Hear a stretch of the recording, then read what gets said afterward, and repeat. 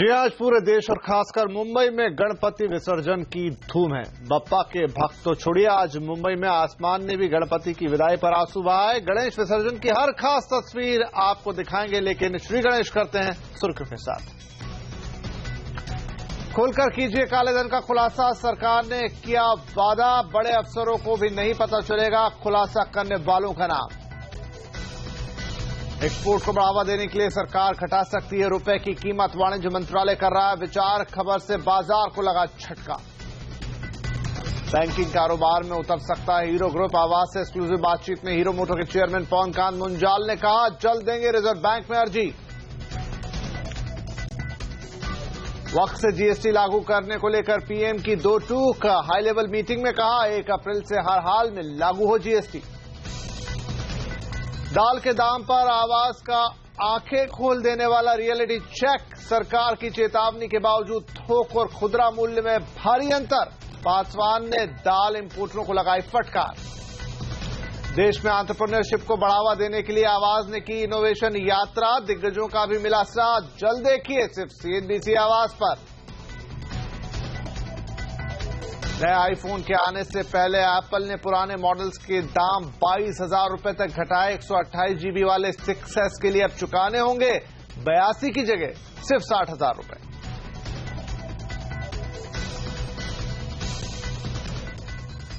तो आवाज एट 9 की शुरुआत होगी काले धन पर एक बड़ी खबर के साथ। सीएनबीसी आवाज ने ये जानकारी आपको दी थी कि काले धन का खुलासा करने वाली स्कीम के तहत मुश्किल से बस 1,000 करोड़ रुपए सरकार को मिलने की उम्मीद दिख रही है। इस एक्सक्लूसिव खबर के बाद इनकम टैक्स डिपार्टमेंट पहले से ज्यादा सक्रिय हो गया। आईटी डिपार्टमेंट ने लोगों से कहा है कि कालाधन घोषित करने वालों के नाम उजागर नहीं किए जाएंगे। इस खबर पर और अपडेट के लिए अब हमारे साथ जुड़ रहे हैं ब्यूरो चीफ लक्ष्मण रॉय। लक्ष्मण, आपने ही सीएनबीसी आवाज पर यह एक्सक्लूसिव खबर ब्रेक की थी, इसके तुरंत बाद इसका असर भी दिख रहा है। क्या लगता है कि आपको इनकम टैक्स डिपार्टमेंट की दलील अब जो वो दे रहे हैं वो कितनी काम आएगी? मुझे भी यही लगता है कि इनकम टैक्स डिपार्टमेंट अंतिम समय तक हर मुमकिन कोशिश करने में जुटा है कि किसी तरह काले धन की योजना को सफल बनाया जाए। जैसा कि सीएनबीसी आवाज ने सबसे पहले कल ही बता दिया था कि इस स्कीम के तहत मुश्किल से 1,000 करोड़ रुपए आए हैं, जबकि सरकार 1 लाख करोड़ रुपए तक आने की उम्मीद लगाए बैठी थी। एक तरह से उम्मीद पर पूरी तरह से पानी फिरता दिख रहा है। यही वजह कि आप देख रहे हैं कि इनकम टैक्स डिपार्टमेंट ने फिर से बयान जारी करके कहा है कि उन लोगों को बिल्कुल डरने की जरूरत नहीं है जो काले धन रखे हुए हैं। अगर वो इस स्कीम के तहत काले धन का खुलासा करते हैं तो उनके नाम को पूरी तरह से गोपनीय रखा जाएगा। इनकम टैक्स के वरिष्ठ अधिकारियों के समक्ष उनके नाम को भी खोला नहीं जाएगा। यहां तक कि वो जो भी जानकारी देंगे वो ऑनलाइन टैक्स सिस्टम में भी नहीं दिखेगा। यानी पूरी तरह से एक आश्वासन देने की कोशिश कि आप यहां पे काले धन के स्कीम का फायदा उठाएं और काले धन का खुलासा करें। 17 सितंबर को सभी वरिष्ठ अधिकारी जो इनकम टैक्स डिपार्टमेंट के हैं उनके साथ सीबीडीटी के चेयरपर्सन ने बैठक भी बुलाई है ताकि इस स्कीम की समीक्षा की जा सके और अंतिम हफ्ते तक पूरी जोर लगाया जाए कि किसी तरह इस स्कीम का फायदा ज्यादा से ज्यादा लोग उठाएं और इस स्कीम को सफल बनाया जाए। सरकार एक ऐसी पॉलिसी पर विचार कर रही है जिसके डॉलर के मुकाबले रुपए की वाजिब कीमत तय हो सकेगी। यानी अगर डॉलर के मुकाबले रुपया ज्यादा मजबूत हुआ तो सरकार इसकी कीमत घटाने के कदम उठा पाएगी। इसका मकसद एक्सपोर्टर्स को राहत पहुंचाना है। एक्सपोर्ट को बढ़ावा देने के लिए ऐसे कई प्रस्तावों पर सरकार विचार कर रही है, जिनके बारे में बता रहे हैं लक्ष्मण रॉय। लगातार घटते एक्सपोर्ट को बढ़ावा देने के लिए वाणिज्य मंत्रालय 3 बड़े कदम चाहता है। सबसे अहम है डॉलर के मुकाबले रुपए की वाजिब कीमत तय करना। सूत्रों के मुताबिक वाणिज्य मंत्रालय का मानना है कि डॉलर के मुकाबले रुपए की कीमत आमतौर पर रुपए के असली वैल्यू को नहीं दर्शाती है, जिससे एक्सपोर्टर्स को नुकसान होता है। ऐसे में जरूरी है कि एक ठोस एक्सचेंज रेट पॉलिसी लाई जाए, जिससे एक्सचेंज रेट पर लगातार नजर रखी जाए और जरूरत पड़ने पर ऐसे कदम उठाए जाएं जो डॉलर के मुकाबले रुपए को वाजिब स्तर पर लाए। यानी जरूरी हो तो सरकार रुपए के डिवैल्यूएशन के लिए भी कदम उठाए। मामले की संवेदनशीलता को देखते हुए भले ही वित्त मंत्रालय इस खबर का खंडन कर रहा हो, लेकिन मुझे इस बात की पुख्ता जानकारी मिली है कि वाणिज्य मंत्रालय इस प्रस्ताव को लेकर काफी गंभीर है। यहां तक कि कैबिनेट ड्राफ्ट नोट भी तैयार कर लिया गया है और जल्द ही वाणिज्य और वित्त मंत्रालय के बीच अहम बैठक होने वाली है। इस प्रस्ताव का असली मकसद एक्सपोर्टर्स को राहत देना है ताकि दूसरे देशों के साथ कारोबार के दौरान एक्सपोर्टर्स को उनके सामान की सही कीमत मिल सके और डॉलर के मुकाबले रुपए की बनावटी मजबूती से नुकसान न हो। रियल इफेक्टिव एक्सचेंज रेट रुपी का सही किया जाता है तो इससे एक्सपोर्ट्स को डेफिनेटली बहुत एडवांटेज मिलेगा, बिकॉज रुपी अभी भी अंडर वैल्यूड माना जाता है। तो जहां तक एक्सपोर्ट सेक्टर का सवाल है, अगर रुपी की डिवैल्यूएशन होता है या रुपी की डेप्रिसिएशन होता है तो एक्सपोर्ट्स को इससे डेफिनेटली एडवांटेज मिलेगा। एक्सचेंज रेट पॉलिसी के अलावा वाणिज्य मंत्रालय चाहता है कि रेलवे माल भाड़े में भी कमी की जाए, क्योंकि माल भाड़ा ज्यादा होने की वजह से निवेशक और एक्सपोर्टर्स को नुकसान हो रहा है। वाणिज्य मंत्रालय का मानना है कि यात्री किराए की सब्सिडी का बोझ माल भाड़े पर नहीं डालना चाहिए। इसके अलावा विदेश से आने वाले कारोबारियों को मल्टीपल वीजा देने का भी प्रस्ताव है। इन प्रस्तावों पर वाणिज्य मंत्रालय जल्द ही कैबिनेट नोट तैयार करेगा। लक्ष्मण रॉय, दिल्ली। आर्थिक मामलों के सचिव शक्तिकांता दास ने इस बात से साफ इनकार किया है कि सरकार रुपए के अवमूल्यन पर विचार कर रही है। उन्होंने कहा कि रुपए का मूल्य मुद्रा बाजार में ही तय होगा और सरकार के पास इसके अवमूल्यन के लिए कोई आधिकारिक प्रस्ताव नहीं है। उन्होंने ये भी कहा कि एक्सपोर्ट में गिरावट दुनिया भर में मंदी की वजह से है। There is no such plan to go for a devaluation of the rupee. Exporters naturally want a, slightly depreciated rupee, and that is a matter which the market will decide, and that's a matter which, taking into account all aspects of the economy, the central bank, that is the Reserve Bank of India, will take a call. वित्त मंत्री अरुण जेटली कल सभी सरकारी बैंकों के प्रमुखों के साथ बैठक करेंगे। इस बैठक में एक बार फिर से बढ़ते एनपीए पर चर्चा होने की संभावना है। साथ ही बैंकों से पूछा जाएगा कि डूबते कर्ज पर बैंकों ने क्या कदम उठाया। बैंकों के रिकैपिटलाइजेशन और जरूरी पूंजी मुहैया कराने के नए पैमाने पर चर्चा संभव है। वित्त मंत्री अरुण जेटली बैंकों के तिमाही नतीजों की समीक्षा के साथ साथ बैंकों के क्रेडिट ग्रोथ पर भी चर्चा कर सकते हैं। हीरो ग्रुप बैंकिंग कारोबार में उतर सकता है। हमसे खास बातचीत में हीरो मोटो के चेयरमैन पवनकांत मुंजाल ने बताया कि इसके लिए जल्द वो रिजर्व बैंक में अर्जी देंगे।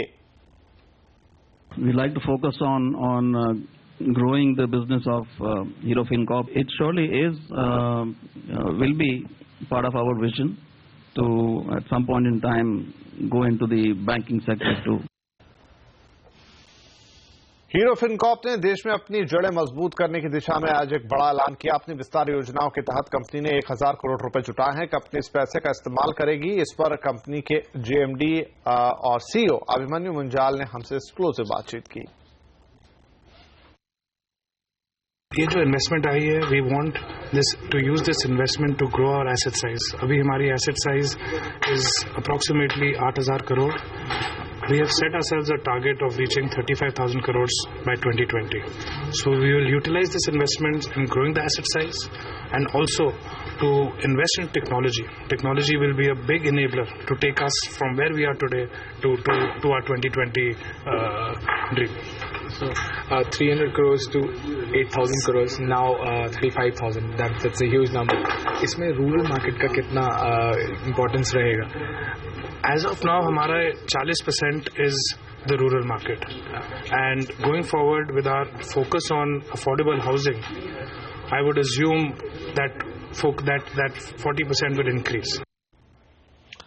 पीएम मोदी का कहना है कि जीएसटी हर हाल में अपनी डेडलाइन यानी 1 अप्रैल 2017 से लागू हो जाना चाहिए। वित्त मंत्री अरुण जेटली, वित्त राज्य मंत्री और पीएमओ में आला अधिकारियों के साथ हाई लेवल मीटिंग में जीएसटी मॉडल कानून के अलावा जीएसटी से जुड़े कई अहम मुद्दों पर प्रधानमंत्री ने बातचीत की। मीटिंग में पीएम ने यह भी पूछा कि जीएसटी को लेकर केंद्र और राज्यों में आईटी इंफ्रास्ट्रक्चर को लेकर बात कितनी आगे बढ़ी है। इस बीच इन्फोसिस के सीईओ विशाल सिक्का ने कहा है कि जीएसटी की राह में अभी कई रोड़े हैं, लेकिन गर्व की बात यह है कि देश में यह लागू होने जा रहा है। It's a very complex and heterogeneous architecture that we are putting together to take into account many different diverse needs of different kinds of stakeholders. It is something, I think that in such a complex project there are going to be lots of issues, many that we don't even foresee right now. But the important thing is that the country is doing this extraordinary project, and this is something that we are really proud of. Share बाजार आज दिन भर एक सीमित दायरे में घूमता रहा। बाजार की शुरुआत आज हल्की बढ़त के साथ हुई थी, लेकिन रुपए में डिवैल्यूएशन की खबर से बाजार ऊपरी स्तरों पर टिक नहीं पाया। लेकिन निफ्टी ने 8,700 का स्तर बचाए रखा। आखिरी घंटे में बाजार में एक बार फिर रौनक आई और वो 8,750 के करीब पहुंच गया। कारोबार के आखिर में सेंसेक्स में 40 पॉइंट और निफ्टी में 16 पॉइंट की बढ़त रही। सरकार ने दाल के खुदरा व्यापारियों को चेतावनी दी है कि अगर थोक और खुदरा कीमतों में ज्यादा अंतर हुआ तो सरकार खुदरा भाव की सीमा तय करेगी। क्या सरकार की ये चेतावनी काम आई? क्या सरकार की सख्ती से आम आदमी की दाल गली? यही जानने के लिए सीएनबीसी आवाज ने दिल्ली एनसीआर में थोक और खुदरा कीमतों में अंतर का रियलिटी चेक किया।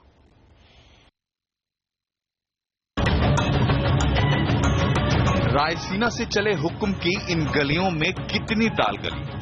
दाल पर सरकार के फरमान की यहां कितनी चली? यही जानने के लिए निकली सीएनबीसी आवाज की टीम। दाल के थोक और खुदरा मूल्यों में कितना अंतर है ये हम जानेंगे, लेकिन पहले सुन लीजिए उपभोक्ता मामलों के सचिव हेम पांडे ने आवाज से एक्सक्लूसिव बातचीत में क्या कहा था। 10 से 15% मेरे ख्याल से बहुत ठीक होगा, बट कहीं 5 हो सकता है, कहीं 12 हो सकता है, 10 एक एवरेज ठीक है। लेकिन ये मानो कि अब अगर कीमतें कम नहीं हुई दाल की तो अब जाकर आप उस अधिकार का इस्तेमाल करेंगे और रिटेलर्स के ऊपर अगर रिटेल में ही कीमतें बढ़ी हों। थोक में दाल के भाव क्या हैं, ये जानने के लिए आवाज की टीम पहुंची दिल्ली में दालों की सबसे बड़ी थोक मंडी नया बाजार। दालों की कीमतों में हो रहे बदलाव को समझने के लिए हम आप पहुंचे हैं नया बाजार, जो दिल्ली की सबसे बड़ी दालों की थोक मंडी है। यहाँ पर हम व्यापारियों से जानेंगे कि आखिरकार पिछले एक महीने में दालों के दाम में कितनी गिरावट आई है और आखिरकार क्यों आज भी आम आदमी महंगी दाल खरीदने के लिए मजबूर है। सर, हमें ये बताइए कि पिछले एक महीने के अंदर थोक बाजार की अगर हम बात करें तो दालों के दामों में कितनी गिरावट आई है? ये गिरावट 25% लेके 40% तक की है। ये अरहर और उड़द जो सबसे महंगी दाल है, जिस पर काफी चर्चाएं हुई है पिछले दिनों में, उसके दाम कितने गिरे हैं पिछले एक महीने में? भाई अगर अपन हिसाब लगाए तो दाल अरहर की होलसेल में 160 रुपए किलो थी, आज होलसेल में उसका भाव 90 रुपए से 102-3 रुपए तक का है। अब देखिए यही दाल रिटेल में किस भाव में बिक रहे हैं। मैं अभी यहाँ पे रिटेल शॉप में हूँ और यहाँ पर आप देख सकते हैं कि जो अरहर दाल है वो यहाँ पर करीब 130 रुपए किलो बिक रही है और जो उड़द है वो करीब 160 रुपए किलो यहाँ पर बिक रही है। हमारे साथ यहाँ के व्यापारी हैं, उनसे बात करते हैं। आप हमें ये बताइए कि ये दाम जो है वो कितने कम हुए पिछले दिनों में? बहुत कम हुए हैं दालों के दाम तो। जैसे अरहर 170 थी तो 130 हो गई है, 40 रुपए की गिरावट है। और चना दाल है 140 तक सेल होके आई है, 120 है इस टाइम। और मूंग छिलका है 140 होके आई है, 110 है इस टाइम। सरकार कहती है दाल की थोक और खुदरा कीमतों में 15% से ज्यादा का अंतर न हो। उपभोक्ता मामलों के मंत्रालय की वेबसाइट पर भी लिखा है कि अरहर का खुदरा भाव 115 रुपए किलो है। इस हिसाब से थोक में 100 रुपए किलो मिलने वाली दाल खुदरा में ज्यादा से ज्यादा 115 रुपए किलो बिकनी चाहिए, लेकिन ये बिक रही है 130 रुपए किलो, यानी थोक और खुदरा में 30% का फर्क है। थोक व्यापारी इस अंतर के लिए खुदरा व्यापारियों को जिम्मेदार ठहराते हैं, वहीं खुदरा व्यापारियों का अपना रोना है। यहाँ पर होलसेल में हम देख रहे हैं दिन ब दिन दालों के दाम है वो कम हो रहे हैं, लेकिन अगर आम आदमी की बात करें तो वो अभी ये फायदा नहीं उठा पा रहा है। इसके पीछे आपको क्या वजह लग रही है? ये बड़ी रिटेल चेन आने के बाद ही हुआ है कि होलसेल और रिटेल के भाव में करीबन 40 से 50% का फर्क रहने लग गया है। पहले जब ये कॉलोनियों के छोटे छोटे दुकानदार थे वो केवल 15 से 20% मार्जिन लेके ही इस माल को बेच देते थे। आप ये बताइए कि जो आप होलसेल से लाते हैं तो कितना यहाँ पे फर्क आपको दिखता है? सर फर्क तो बहुत है ना, टैक्स का फर्क है। हमारी जानकारी ये है कि ये हाल सिर्फ दिल्ली एनसीआर का नहीं है। मुंबई, नागपुर और अहमदाबाद जैसे शहरों में थोक और खुदरा मूल्यों में 30 से 40% का अंतर है। अब बड़ा सवाल ये है कि सरकार की कथनी और करनी में फर्क क्यों है? आखिर सरकार कब एक्शन लेगी? आखिर वो दाल कितनी महंगी होने तक इंतजार करेगी? अर्नव वसावड़ा, दिल्ली। और यहां पर सरकार के मुख्य आर्थिक सलाहकार अरविंद सुब्रमण्यम दालों के एमएसपी और बोनस पर बनाई गई समिति की रिपोर्ट कल वित्त मंत्री को अपनी सौंपेंगे। इस दाल पर आयातकों के साथ एक बैठक में खाद्य आपूर्ति मंत्री रामविलास पासवान ने पूछा कि जब डिमांड 76 लाख टन की थी तो क्यों महज 58 लाख टन दाल का आयात किया गया। सरकार ने आयातकों से दाल की खरीद का पूरा ब्यौरा भी मांगा है। डिपार्टमेंट जो है और जो ट्रेड के लोग हैं, जो दाल इंपोर्टर्स हैं,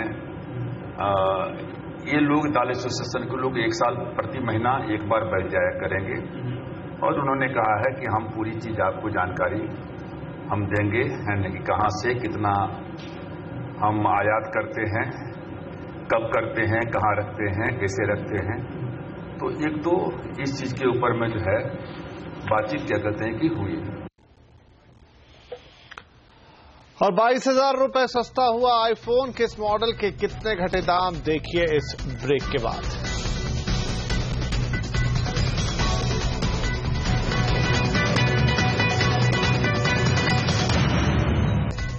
सीएनबीसी आवास की इनोवेशन यात्रा पहुंच गई है अपने अंतिम पड़ाव राजधानी दिल्ली में। हर्षदा सावंत ने सफर को करीब 2 हफ्ते में तय किया। इस यात्रा के मकसद को लेकर उन्होंने चर्चा की नीति आयोग के CEO Amitabh Kant, earn capital के मोहनदास पई और आई स्पिरिट के शरद शर्मा से। इनोवेशन देखिए वेस्टर्न कंट्रीज में तो होता रहा है, पर वो हमेशा रईस लोगों के लिए हुआ है, वो रिच एंड फेमस के लिए हुआ है, वो ऊपर के तत्व के लोगों के लिए हुआ है। और हमें जो है इनोवेशन चाहिए हमारे सूएज के लिए, हमारे पानी पीने के लिए, हमारे एग्रीकल्चरल प्रैक्टिसेस के लिए इनोवेशन चाहिए और इसमें क्रांति लानी जरूरी है। तो ये इनोवेशन, एंटरप्रेन्योरल स्पिरिट और स्किल जो इंडिया में है वो दुनिया में कहीं नहीं है। और इसी कॉम्बिनेशन से ये एक फ्रूगल इंजीनियरिंग जो है, हम वही चीज बड़े लो कॉस्ट पर प्रोड्यूस कर सकते हैं जो दुनिया में 10x पे होता है, हम 1x पे कर सकते हैं। और जब हम इंडिया के 1 बिलियन लोगों के लिए लाएंगे तो वैसे दुनिया में देखिएगा कि 6 बिलियन लोग मिडिल क्लास में मूव करेंगे। अफ्रीका, एशिया के लोग जब मूव करेंगे, ये एक इनोवेशन होगा उन लोगों के लिए। हमें ड्राइवरलेस कार नहीं चाहिए, हमें तो अपनी जो मुसीबतें हैं उनके लिए एक इनोवेशन चाहिए। जब हमने इनोफेस्ट लास्ट ईयर शुरू किया था तो यही बिलीव था कि सीड्स ऑलरेडी हैं और आपकी यात्रा ने ये प्रूव कर दिया कि ये सीड्स तो हैं। अब वो जर्मिनेट करेंगे, अब उसको सब मिलके हम अगर नरिश करेंगे तो एक नया इंडिया उभरेगा। और ये जो इंडिया है, ये इंडिया जो है ये इनोवेशन सेंटर बनेगा वर्ल्ड के लिए। लेकिन अब क्या किया जा सकता है कि इनोवेटर्स को ऐसी सहूलियत दी जाए कि वो अपना कारोबार बढ़ाएं और सिर्फ टिंकरर ना रहकर एक एंटरप्रेन्योर भी बने। मैं समझता हूं कि उनको तो कैपिटल चाहिए, उनको तो ग्रांट चाहिए। अभी जो कान साहब ने मुद्रा बैंक की है, मुद्रा बैंक से उनको पैसा मिलेगा, उनको क्रेडिट मिलेगा और आप जैसे लोगों ने जो उनको सब लोगों के पास स्थापित किया है, उनसे वो आगे बढ़ सकते हैं।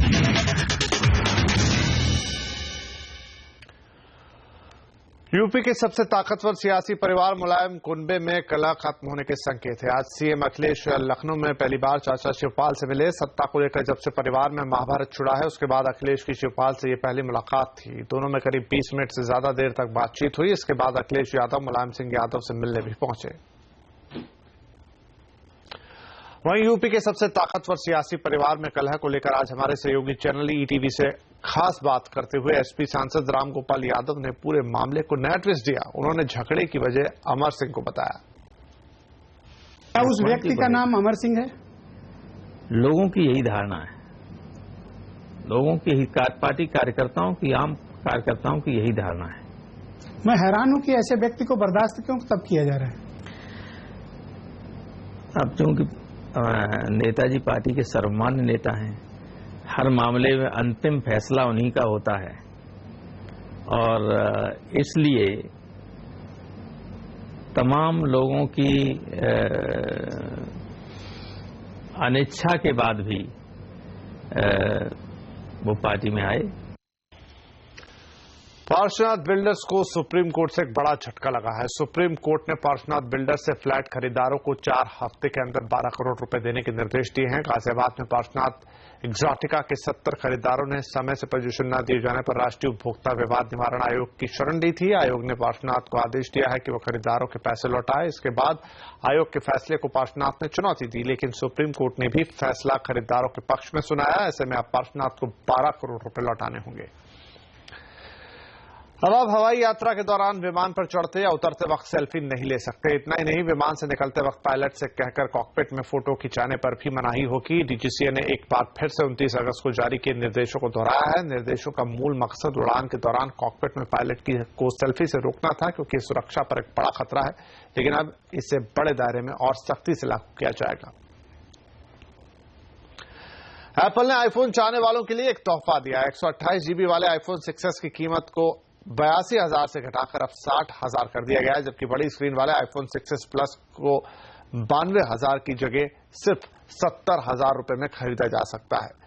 कीमतों में 22,000 रुपए तक की कटौती की वजह यह आती है कि एप्पल ने हाल ही में आईफोन 7 लॉन्च किया है और हमेशा की तरह पुराने मॉडल्स की कीमत घटा दी है। वहीं आईफोन 7 को दुनिया भर में जबरदस्त रिस्पांस मिल रहा है।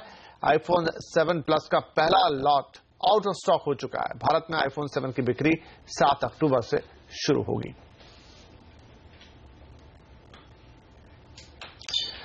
High and sports bike segment में डुकाटी ने XDeval लॉन्च कर दी है। कंपनी ने इसके 2 मॉडल उतारे हैं, स्टैंडर्ड और S वर्जन। ये बाइक उनके लिए है जो एक क्रूजर बाइक में हाई एंड मशीन के साथ स्पोर्ट्स बाइक की तरह रफ्तार चाहते हैं, क्योंकि इस बाइक में 126 सीसी का 1262 सीसी का इंजन लगा है जो 156 bhp का पावर देता है। आमतौर पर इतनी पावर सेडान कारों में मिलती है। XDeval स्टैंडर्ड की कीमत है 15,87,000 और S वर्जन की कीमत है 18,47,000 रुपए। तमाम हंगामे के बावजूद ओलंपिक्स में भारत को मिले सिर्फ 2 मेडल, 1 सिल्वर और 1 ब्रॉन्ज। गोल्ड एक भी नहीं। और पैरालंपिक्स में भारत की झोली में 2 गोल्ड समेत 4 मेडल आ चुके हैं, लेकिन कहीं कोई जश्न नहीं। सवाल उठता है, आखिर क्यों? ये हैं देवेंद्र झाझड़िया। पैरालंपिक्स 2004 के जेवलिन थ्रो में 62.15 मीटर के रिकॉर्ड के साथ गोल्ड जीता था। उसके बाद 2016 तक उनका इवेंट पैरालंपिक्स में आया ही नहीं, और जब आया तो 12 साल बाद अपना ही रिकॉर्ड तोड़ते हुए 63.97 मीटर का नया रिकॉर्ड और गोल्ड मेडल। लेकिन क्या देवेंद्र झाझड़िया अब भारत के नए स्पोर्ट्स स्टार बन पाएंगे? क्या मेडल्स के लिए तरसते देश में स्टार बनने के लिए पैरालंपिक्स में 2 गोल्ड और अपने इवेंट में अपना ही वर्ल्ड रिकॉर्ड तोड़ना काफी नहीं है? इतना ही नहीं, शॉट पुट में silver medal Deepa Malik Paralympic में मेडल पाने वाली पहली भारतीय महिला खिलाड़ी है। पैरालंपिक्स 2016 में एक ही इवेंट पुरुष लॉन्ग जंप में मरियप्पन थंगावेलु ने गोल्ड और वरुण सिंह भाटी ने सिल्वर मेडल लिया है। ओलंपिक में भारत को मिले सिर्फ 2 मेडल, 1 सिल्वर और 1 ब्रॉन्ज। गोल्ड एक भी नहीं, मगर जो मिला उसी पर नेमतों की बारिश हुई, जश्न मना। और अब आइए हकीकत में कि अर्जुन अवार्ड और पद्मश्री से सम्मानित देवेंद्र को जब खेल रत्न नहीं मिला तो देवेंद्र ने जवाब में बस इतना कहा कि कर्म कर और फल की चिंता छोड़ दे। तो क्या पूरे देश को इसी सोच के साथ संतोष कर लेना चाहिए? Bureau report. और अब बात करेंगे गणपति विसर्जन की, क्योंकि आज पूरी मुंबई में बस एक ही गूंज है, गणपति बप्पा मौर्य अगले बरस तू जल्दी आ। गणपति को विदा करते हुए भक्तों की आंखें नम हैं, तो लगता है मानो आसमान भी रो रहा है। आज सुबह से ही मुंबई में बारिश हो रही है, लेकिन गणपति भक्तों के उत्साह में कोई कमी नहीं है। दरअसल गणपति विसर्जन के दिन भक्त बारिश को भी आशीर्वाद मानते हैं और आमतौर पर इस दिन बारिश होती भी है। महाराष्ट्र के मुख्यमंत्री देवेंद्र फडणवीस ने भी आज बप्पा को विदा किया।